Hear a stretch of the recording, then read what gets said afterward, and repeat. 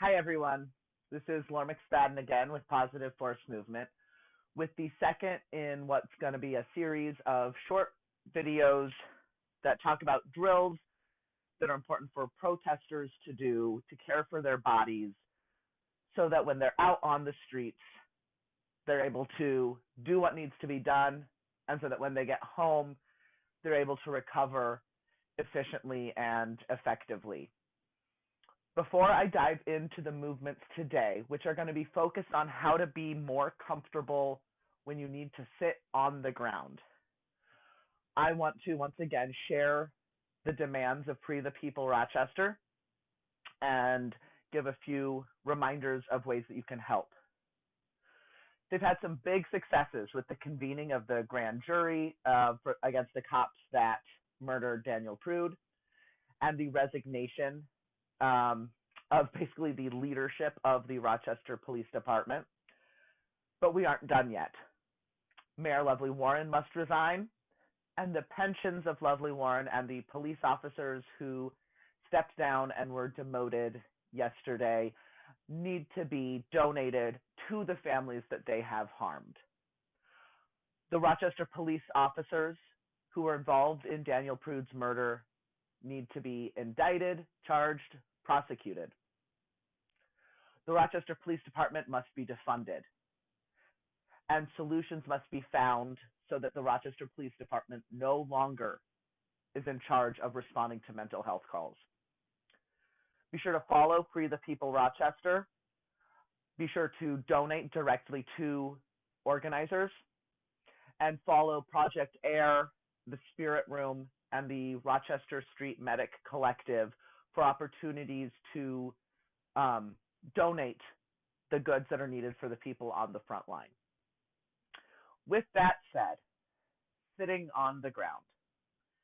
It's something most humans do from a pretty young age, kind of the sitting here. Of course, then we were babies, we had big old heads.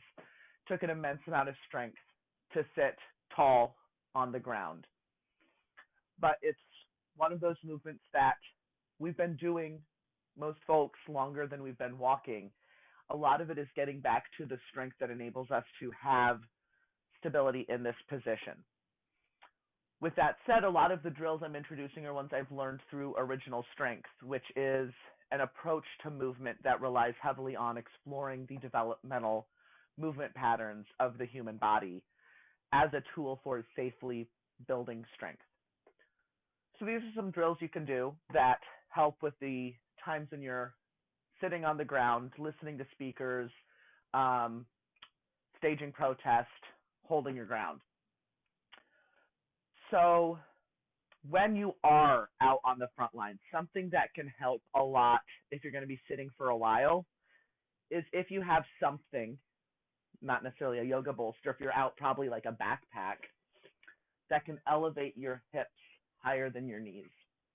So whether you're sitting cross-legged or in the Shin Boxes position I'll explore later, or with legs in front, having the hips a little bit higher than the knees helps the body be able to maintain a nice upright spine. So keeping this spinal extension versus when you go down, if you aren't really used to sitting a lot, people tend to go into some spinal flexion. So if while you're out there, out on the streets, you have something, a rolled up hoodie that you can just place right under your sit bones, that little change in and of itself can make a real positive difference in how your body feels while it's on the ground. But now going to some drills that you can do once you get home. One is practicing being in a tall sit. So this is usually most accessible with legs extended out in front, and really explore growing tall through the spine and hanging out here and breathing. It's not glamorous, but this builds the strength all along the spinal stabilizers to be able to stay upright without slumping forward in what may feel better in the moment, but the next day is probably going to manifest in some neck pain, shoulder pain, or back pain. So if you're like at home watching some Netflix or Hulu, decompressing a little bit from the night before, if you can spend some of that time on the ground in this nice tall sit, that in itself can really have a positive impact in your regards to your resilience to being out on the front lines. Now, another way you can take this and really take its strength building potential to the next level is with some torso movement. I'm going to demonstrate this with a beanbag on my head. You do not need a beanbag. If you have one, you can use it. It adds a little extra weight and a little bit of extra sensory feedback to this. But from here, it's just moving the torso, and you can start forward and back. You might notice that as you move back, the abradabbers really kick on a lot. The beanbag makes sure that my head and eyes stay level with the horizon. You can do side to side. With this, you might discover some wonderful stretching sensations along your side body or through your hips. You can even do some torso rotations.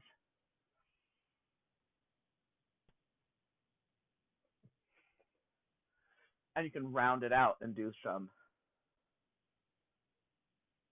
circular movements. This is really lovely at both strengthening the muscles through the torso as well as providing some nice relief to the low back.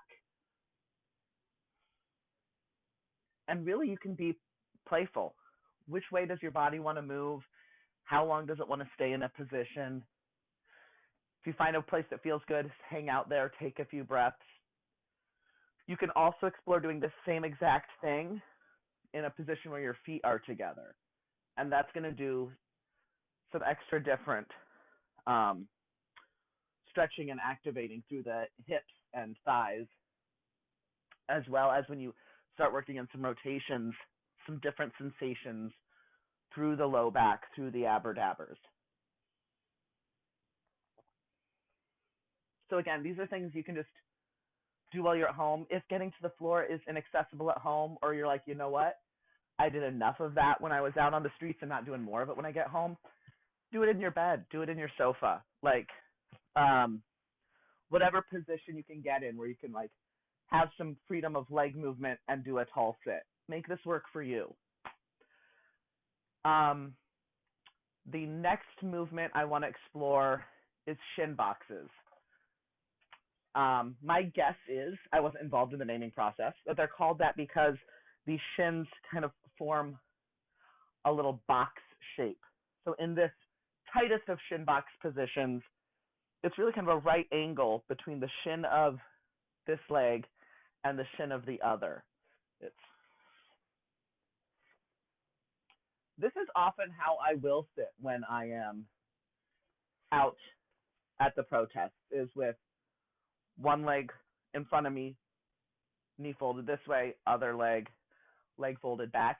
It doesn't take up as much space as this one, so it's a little bit more respectful of the people around me, but it still gives me a wider base of support and it gives me a lot of opportunity for very easily and discreetly shifting. If I have my backpack on, I can still change from one leg to the other without being too disruptive of the people around me or kicking them or, accidentally getting my backpack in someone's shoulder. I can just very simply do this. So practicing sitting in this position, and it is a-okay if, depending on how your knee mobility is, to find the degree of knee flexion that works for you. It does not have to be this super tight, hugged-in position.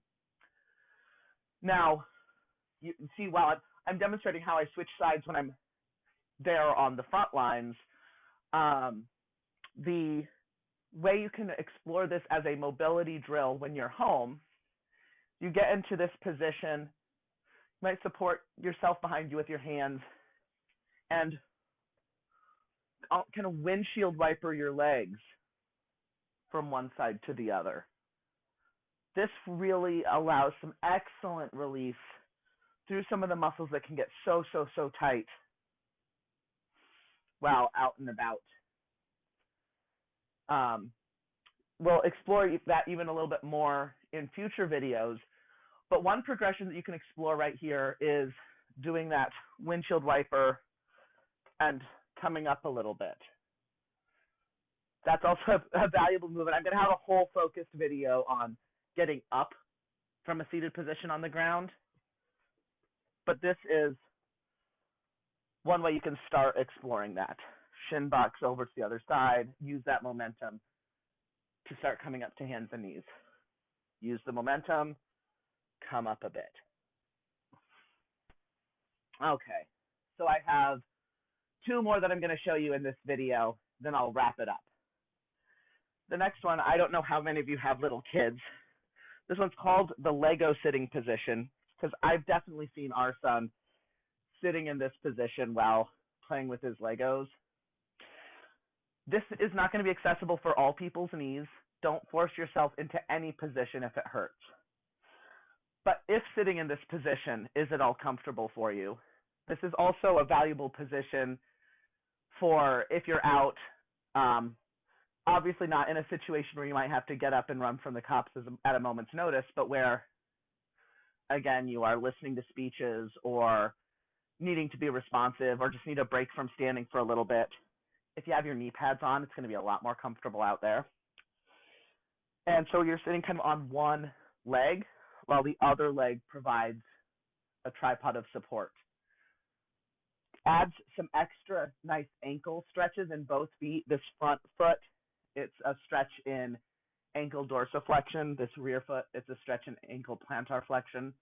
You don't need to know those words, but there they are. And it's another one that you can switch. Sorry, this is the knee that I really got slammed down on by a cop on Saturday. So I don't get into this side as smoothly. You can switch sides fairly discreetly, assuming both of your knees are equally functioning. So it's good to have sitting options that enable you to discreetly change position when you're out there. And even just holding this while you're at home, again, builds up strength, builds up stability through the shins, the hips, the feet, builds up some strength through the torso, going to keep you more comfortable while you're out there.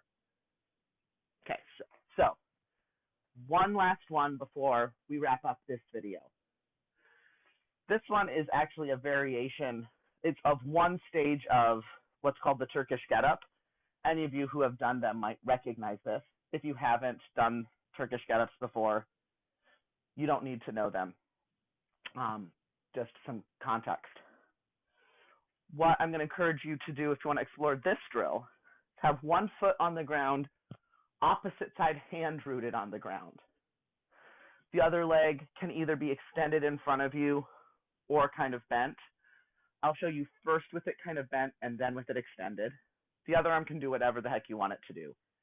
If you are officially doing a Turkish Getup, you might have a kettlebell or a barbell or a dumbbell in it, but we aren't worrying about that now. What I'm going to encourage you to do is press down through both the foot and the hand and grow long in between them. You don't even have to lift the hips up.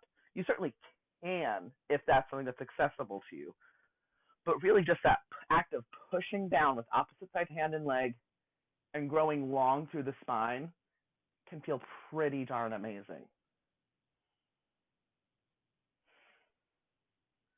And then I'll show you on the opposite side with the leg extended instead of bent. By habit, I put the arm up overhead. So opposite side, hand and foot are grounded into the ground. Press in, grow long.